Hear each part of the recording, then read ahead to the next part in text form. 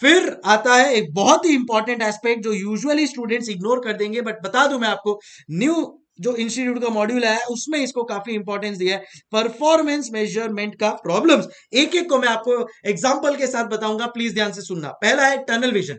Tunnel vision का मतलब होता है कि अगर समझो टनल देखा होगा आप लोग ने, खाली एकदम सीधा सीधा जाता है, आजू बाजू का कुछ नहीं दिखता है। समझो आपने कोई एक परफॉर्मेंस मेजरमेंट ले लिया कि बोला कि भाई मैं पूरा ईवीए के ऊपर ही फोकस करूंगा, तो कई बार ईवीए के ऊपर इतना ज्यादा फोकस होता है कि आप उसके आजू बाजू की चीजें जैसे क्वालिटेटिव फैक्टर्स है, नॉन फाइनेंशियल परफॉर्मेंस मेजर्स है, उसको टोटली इग्नोर कर देते हो। Your focus is only one thing and that is EVA. तो अनड्यू आप एक मेजर को ज्यादा इंपॉर्टेंस दे देते हो to the detriment of others.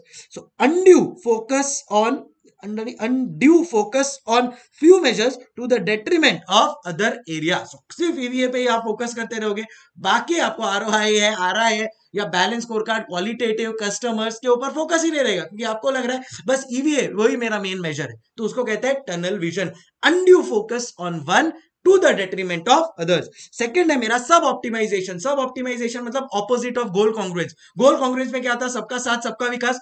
सब ऑप्टिमाइजेशन में क्या होता है कि जो अपना इंडिविजुअल मैनेजर है वो खाली अपने इंडिविजुअल बोनस के ऊपर ही फोकस करेगा, वो सोचेगा भी नहीं कि मेरे कंपनी को फायदा हो रहा है या लॉस। जो अपन लोग ने आरओआई में देखा था, आरओआई में क्या था कि ओवरऑल कंपनी को फायदा हो रहा था, बट फिर भी बिकॉज इंडिविजुअल डिपार्टमेंट को उसमें ज्यादा फायदा नहीं दिख रहा था, तो उन्होंने उसको पॉइंट को रिजेक्ट कर दिया। सो ये सब ऑप्टिमाइजेशन मतलब ऑपोजिट ऑफ गोल कॉन्ग्रुएंस। यहां पे मैनेजर पर्सनल फोकस करता है, इग्नोर करता है कंपनी के ओवरऑल ऑब्जेक्टिव को।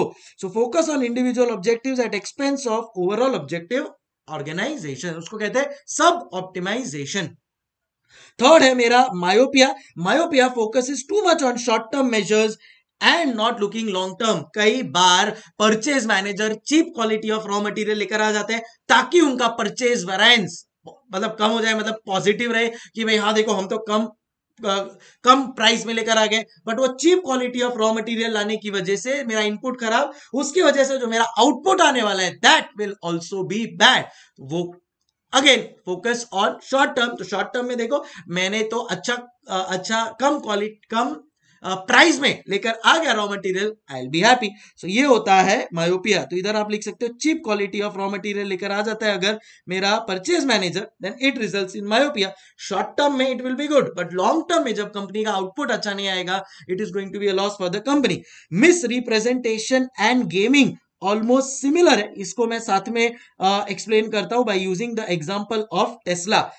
टेस्ला ने क्या किया पता है क्या? टेस्ला का अगर आप एनुअल रिपोर्ट देखोगे ना तो आपको ओवरऑल प्रॉफिट दिखेगा। अब टेस्ला के प्रॉफिट का कारण है बिकॉज क्रिप्टो करेंसी में इन्वेस्ट किया है टेस्ला ने, एंड क्रिप्टो करेंसी का बहुत ज्यादा इंक्रीज हो गया था। अगर आपको पता हो बिटकॉइन 10 लाख से 40 लाख हो गया, तो 4 टाइम्स क्रिप्टो करेंसी बढ़ गया, बिटकॉइन बढ़ गया। अब यही बिटकॉइन में इन्वेस्ट किया है टेस्ला ने, तो ओवरऑल टेस्ला का अगर आप ओवरऑल इलॉन मस्क का अगर आप एनुअल रिपोर्ट देखोगे तो आपको ह्यूज प्रॉफिट दिखेगा, तो आपको क्या लगेगा कि अरे वाह कंपनी तो कितना अच्छा कर रही है, बट ऐसा नहीं है। तो क्या हो रहा है? मिस रिप्रेजेंटेशन हो रहा है, incorrect communication and representation and presentation of data. Incorrect है ना, क्योंकि आपको लग रहा है कि Elon Musk and Tesla is doing well, instead वो तो उसने क्रिप्टो में इन्वेस्टमेंट किया है, उसका अच्छा हो रहा है, इंटरनल कंपनी अच्छा नहीं कर रहा है। तो आपने क्या किया है? Miss representation of data.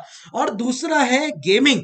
Gaming में क्या होता है? आप deliberate attempt to distort measure in advantageous position. मतलब टेस्ला को अगर आप एनालाइज करोगे ना, टेस्ला को मेजॉरिटी ऑफ द प्रॉफिट मिला है on account of carbon credit gains.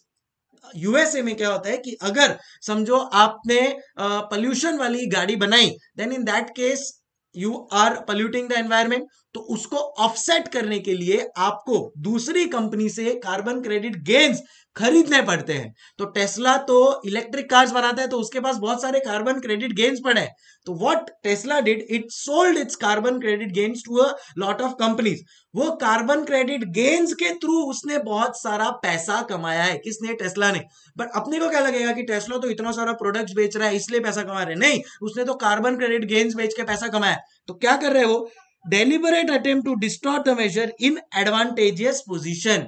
आपको पर्सनली लगेगा कि वाह ये कंपनी कितना अच्छा कर रही है, अपने प्रोडक्ट्स बेचकर नहीं, कार्बन क्रेडिट गेन्स के थ्रू अच्छा हो रहा है उसका। इसको कहते हैं gaming, miss representation, gaming. I hope Tesla का क्रिप्टो करेंसी आपको यहाँ पे याद रखना है, एंड यहाँ पे आपको याद रखना है कार्बन क्रेडिट गेन्स के थ्रू जो कमाया ना, वो वाली चीज का डिस्कशन हो रहा है यहाँ पे। फिर आता है misinterpreting intention to deceive the presentation by making it complex. तो अगर आप आपका एनुअल रिपोर्ट एकदम कॉम्प्लेक्स रखोगे कि नॉर्मल शेयर होल्डर पढ़ ही नहीं पाएगा, तो what you are doing, you are misinterpreting the data. फिर आता है मेरा ossification, keeping out of date measures. जैसे है ना, पहले फाइनेंशियल मेजर हुआ करता था शेयर होल्डर्स वैल्यू एडेड, जो इंस्टीट्यूट ने रिमूव कर दिया। अब अगर मैं फिर भी शेयर होल्डर्स वैल्यू एडेड को रख रहा हूं, जबकि पूरे वर्ल्ड ने shareholders value added remove कर दिया है, तो क्या फायदा वो परफॉर्मेंस मेजर का। इसको कहते हैं keeping out of date measures and ignoring the dynamics of current business environment. Boss currently क्या चल रहा है वो रखो, shareholders value added remove हो गया है, उसको बाहर कर दो। एंड लास्ट है इररेलेवेंस, अगर बिजनेस फोकस कर रहा है on irrelevant measures, for example कोई चैरिटेबल कंपनी है, नॉन प्रॉफिट ऑर्गेनाइजेशन कंपनी है, और ये लोग बोलते हैं नहीं नहीं ये नॉन प्रॉफिट ऑर्गेनाइजेशन का भी आरओआई और आरआई बहुत अच्छा आना चाहिए। अरे क्या फायदा, चैरिटेबल ऑर्गेनाइजेशन थोड़ी ना आरओआई या आरआई बढ़ाने के लिए, वो तो ओवरऑल क्वालिटी देने के लिए towards people for education, medical and all of that. So अगर आप एक चैरिटेबल ऑर्गेनाइजेशन को उसको आरओआई आरआई के नजरिए से जज करोगे, तो it is a irrelevant measure. So आपको प्रॉपर मेजर्स भी लेने हैं, otherwise it can become irrelevant. So irrelevance, business managers focus on irrelevant measures. So I hope आप लोगों को ये पांचों जो 1 2 3 4 5 6 7 आठों 8 क्लियर हो गए होंगे। इंस्टीट्यूट के मॉड्यूल में पूरा एक पेज है यही चीज से रिलेटेड, जो मैंने शॉर्ट में समझा दिया है with examples. I hope you are clear. पहला, टनल विजन, अगर मैं ईवीए के ऊपर ही फोकस करूंगा, बाकी qualitative non financial performance ignore हो जाएंगे। Second, suboptimization, opposite of goal congruence, खाली पर्सनल अगर बेनिफिट के ऊपर ही फोकस करूंगा, पर्सनल मेरे ही डिपार्टमेंट के ऊपर फोकस करूंगा, इग्नोर करूंगा ओवरऑल कंपनी का ऑब्जेक्टिव एंड प्रॉफिट, सब ऑप्टिमाइजेशन।